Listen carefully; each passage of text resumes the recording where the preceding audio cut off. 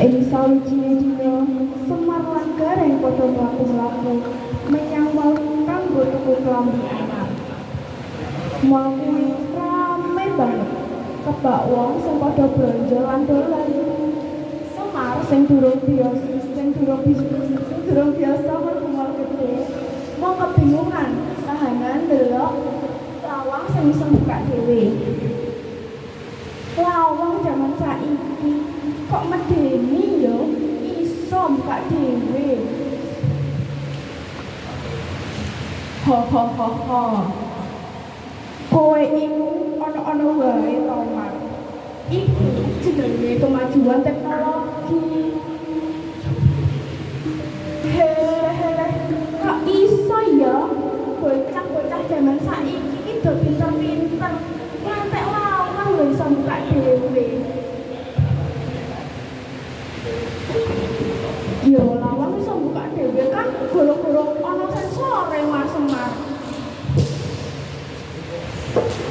Oh alah. Terus iku piye reng?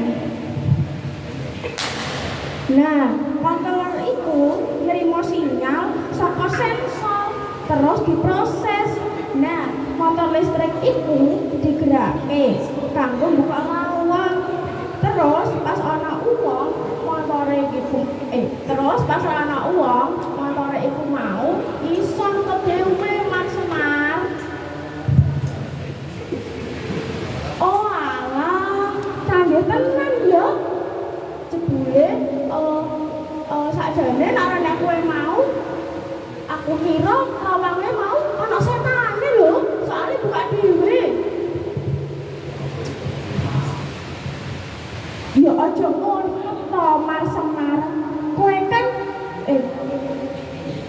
kudune ora tak kei reti ya, ben kowe mikire lawange mau ana setane. Halah, ya aja ngono to, Reng Gareng.